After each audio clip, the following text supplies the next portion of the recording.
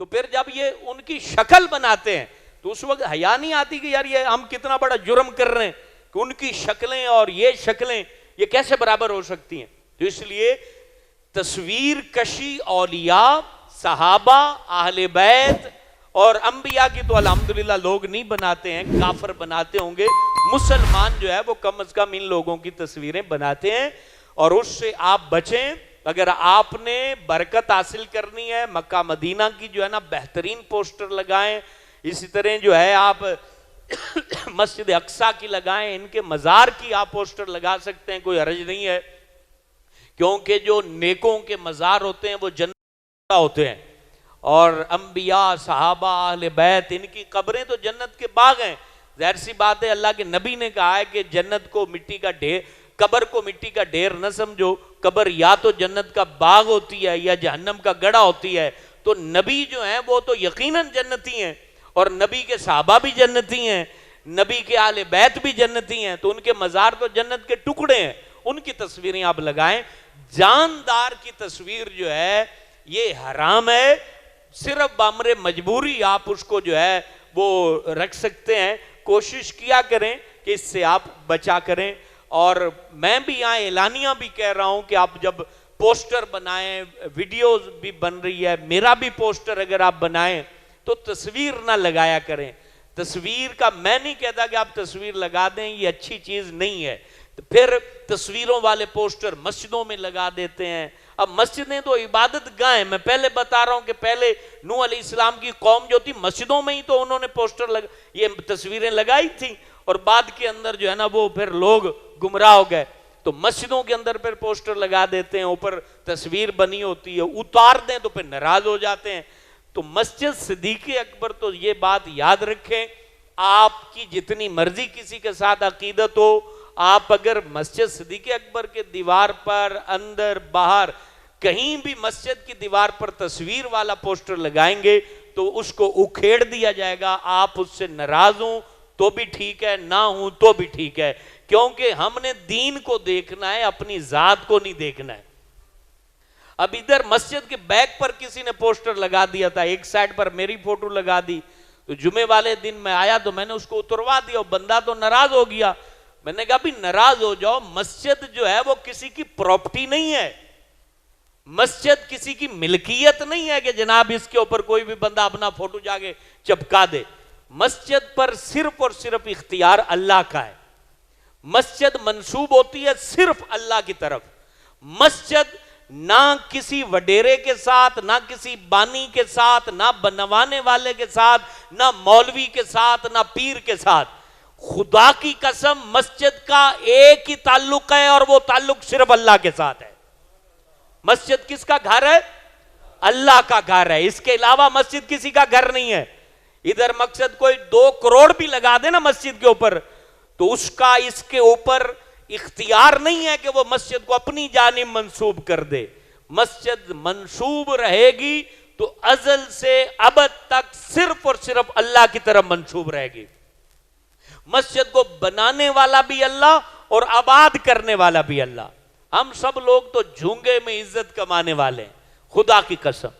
جیسے مسجد صدیق اکبر ہے، اتنے خوبصورت انداز سے یہ بنی بھی آباد بھی ہوئی. ابھی محرم شریف کی جو ذکر امام حسین محفل تھی، الحمدللہ تعالی یقین جانے پچھلے جمعے عشاء کی نماز کے بعد حبس گرمی، اس کے باوجود اس مسجد میں جو ہے وہ رش ہی رش تھا، اور آخر تک لوگ بیٹھے امام حسین کا ذکر سن رہے تھے.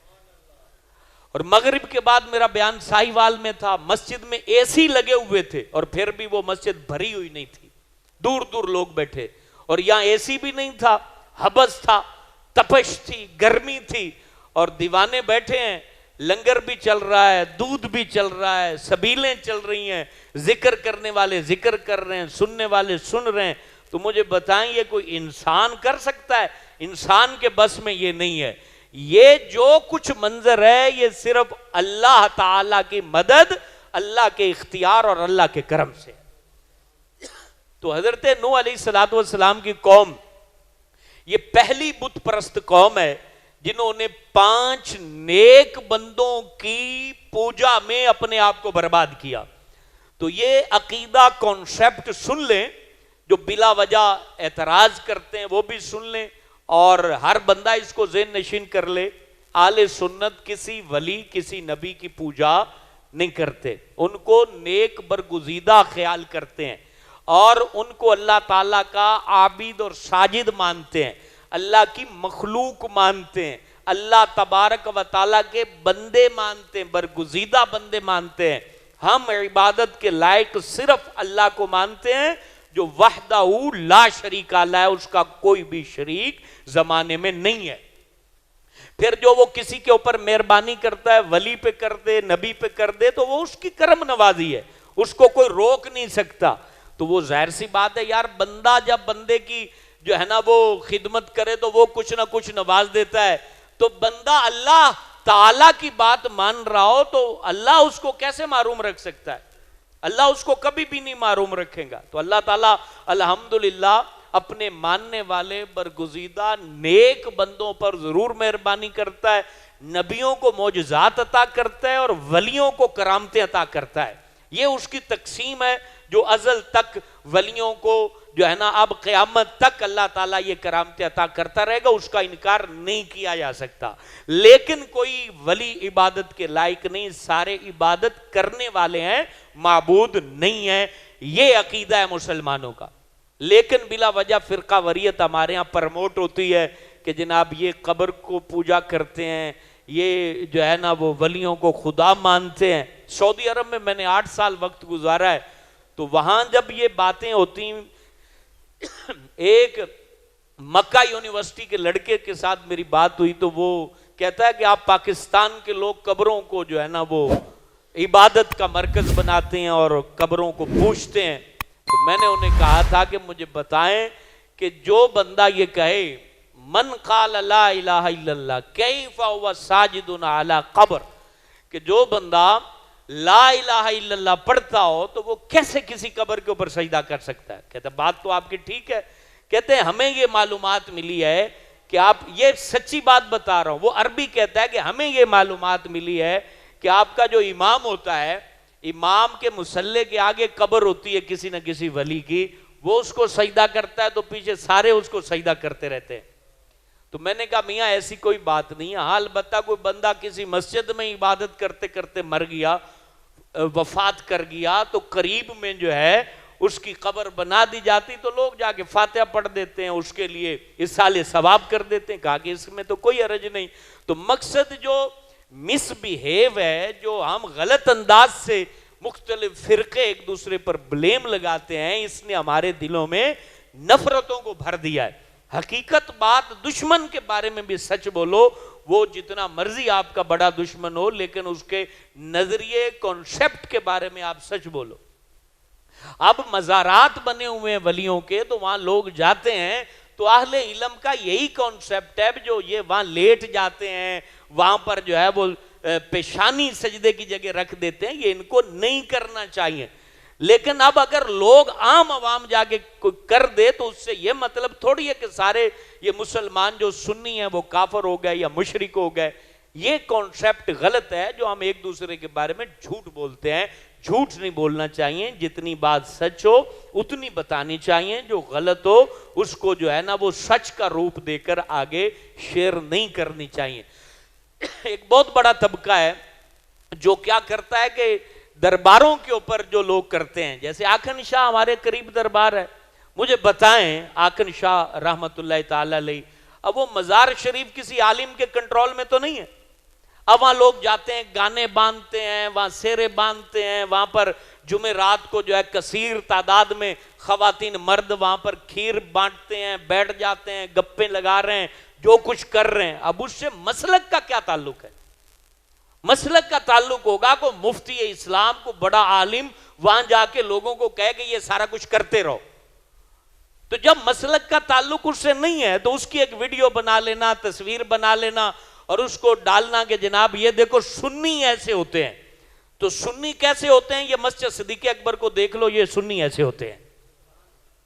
تو مقصد ہم نے کوئی بھی فرقہ ہو، میں کسی ایک کو نہیں پرموٹ کرتا، کوئی بھی فرقہ ہو، جب اس پر ہم کلام کریں تو دلیل سے کریں, اتھینٹک کریں, جس سے ہمارے درمیان نفرت اور بغض جنم نہ لے.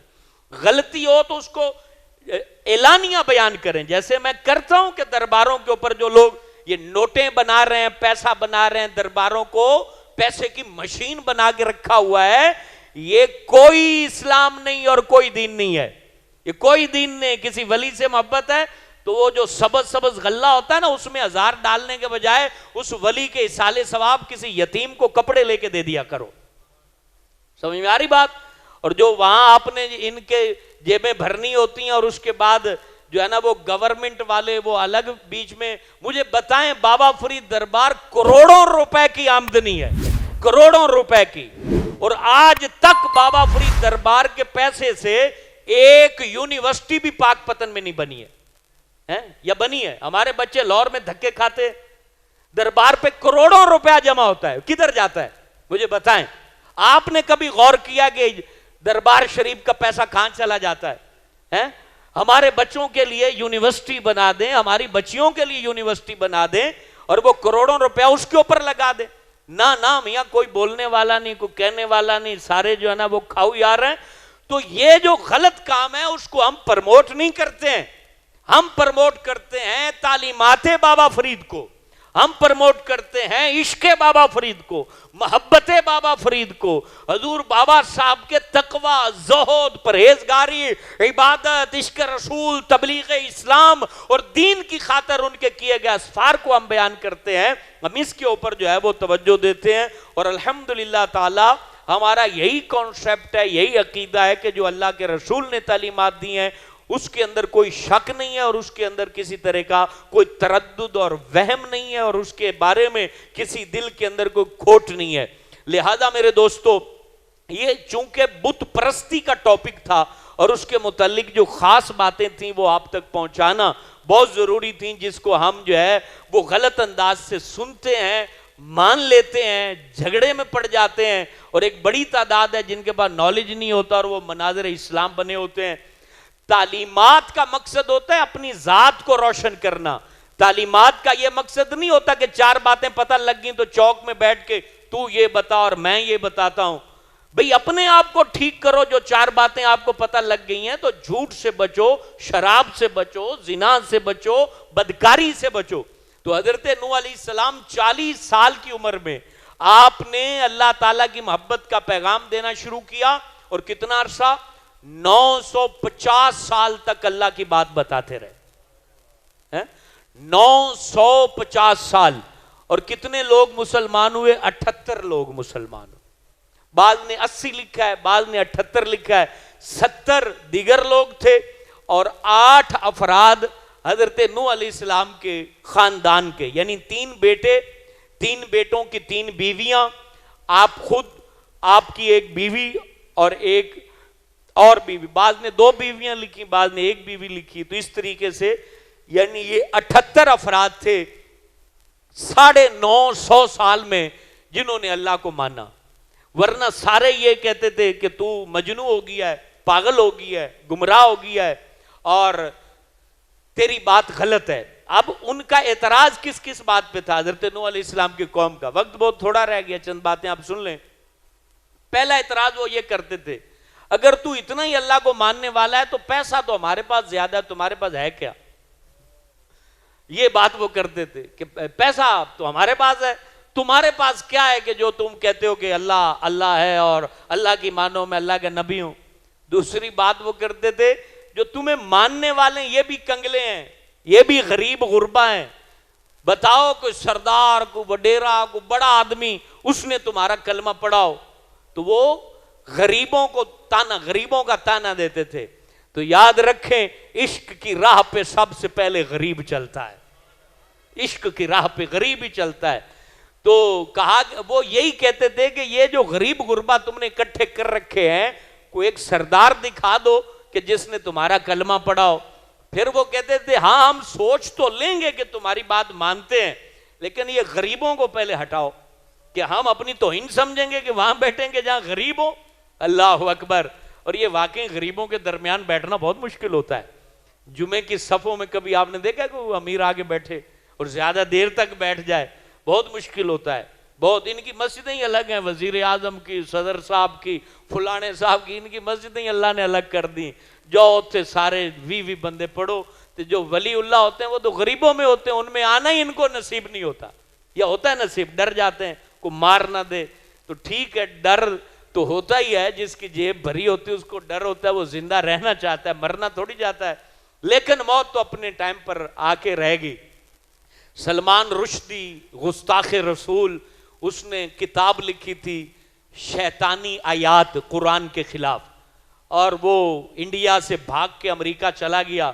لیکن دیکھیں اللہ نے وہاں بندہ بھیج دیا اور اس کی طبیعت ٹھیک کر دی. تو مقصد یہ ہوتا ہے، یہ تو اللہ تعالیٰ کے ہاتھ میں ہوتا ہے کب کس کو کہاں. میں نے کہاں مرنا ہے، آپ نے کہاں مرنا ہے. ازل سے ہماری روحیں جب پیدا ہوئیں تو یہ سارا نظام ترتیب پا چکا. تو بہرحال یہ کہتے تھے یہ غریب ہیں تمہارے ارد گرد. اور نبی کو بھی، حضور جان رحمت کو بھی ان لوگوں نے، ابو جہل اور ابو لہب نے یہی کہا تھا کہ غریبوں کو ہٹاؤ گے تو پھر ہم کلمہ پڑھیں گے. تو رب نے قرآن نازل کیا تھا، محبوب ان کو کہہ دو تم پڑھو نہ پڑھو، بلال بھی یہیں رہے گا، صہیب بھی یہیں رہے گا، اور یہ جو خبیب ہے وہ بھی یہیں رہے گا. یہ غریب نہیں جائیں گے. تم نے پڑھنا ہے تو پڑھو، نہیں پڑھنا تو نہ پڑھو.